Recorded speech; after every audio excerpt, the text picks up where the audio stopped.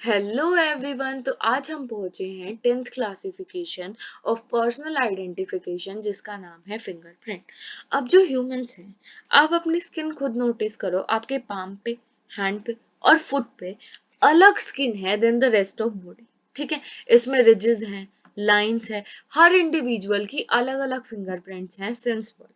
64 billion people को 90 years में FBI ने चेक करा है, उनमें से कोई दो भी मैच नहीं करते, चाहे आइडेंटिकल ट्विंस ही क्यों ना हो, सबके फिंगरप्रिंट्स अलग है।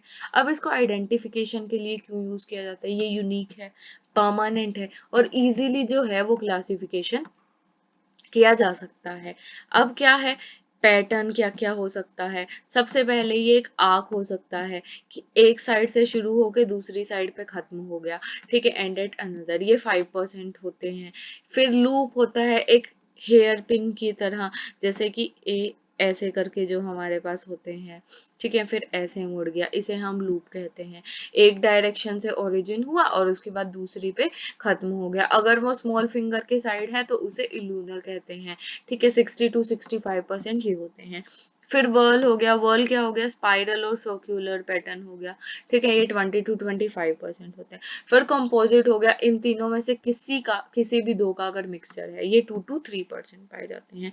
अलग अलग कंट्रीज अलग अलग मेथड यूज करती है। टोटल 14 जो चीजें हैं, 14 कैरेक्टरिस्टिक्स जो है वो फिंगर पे देखी जाती है, पर इंडिया सिर्फ 8 देखती है आइडेंटिफिकेशन के लिए। अब साथ में ये सिर्फ ये लाइंस तो हैं ही, पर साथ में हमारे जो स्वेट ग्लैंड्स हैं उनसे स्वेट रिलीज होता है, ऑयल रिलीज होता है।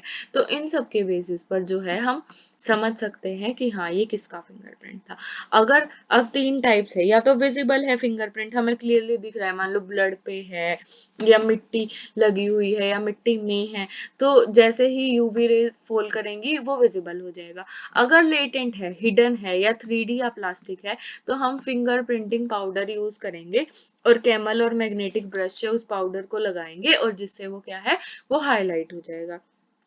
फिर इसकी मेडिको लीगल इंपॉर्टेंस क्या है कि इंटरनेशनल क्रिमिनल्स की भी आइडेंटिफिकेशन में काम आता है, चाहे इंटेंशनली छोड़ा हो या अनइंटेंशनली, इंटेंशन ना हो पर रह गया हो। तो इसीलिए अगर मान लो लेटेंट है तो फिर भी थोड़ी डिफिकल्टी होती है। वैसे ही आइडेंटिफिकेशन ऑफ प्रिजनर एक्ट 1920 और सेक्शन 72 में क्या कहा गया है, सेक्शन 72 ऑफ भारतीय साक्ष्य अधिनियम में कहा गया है कि कोर्ट जो है वो अक्यूज को कह सकता है कि भाई तुम जो है अपने फिंगरप्रिंट्स कोर्ट को दो, और ये article 20 close 3 of the Indian constitution की सेल्फ क्रिमिनेटिंग ना हो के अगेंस्ट नहीं है। अब इससे रिलेवेंट केसेस देखते हैं।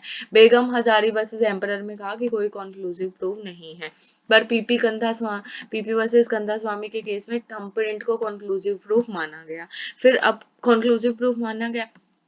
फिर फूल सिंह वर्सेस दिल्ली एडमिनिस्ट्रेशन में कैश बुक में फिंगरप्रिंट था तो इसे हमने प्रूफ मांगा। फिर रामा सुब्रमण्यम वर्सेस केरला में रोबरी हो गई थी, फिंगरप्रिंट अलमीरा से मिला तो हमने उसको माना। निर्भया के केस में फिंगरप्रिंट मिला। मोहम्मद अजमल कसाब वर्सेस महाराष्ट्र के केस में मिला। अब आ गया डेक्टाइलोग्राफी।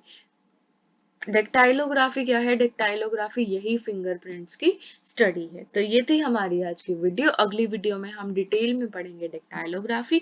ऐसी ही और वीडियोस के लिए बने रहिए, चैनल को लाइक कीजिए, सब्सक्राइब कीजिए। Thank you.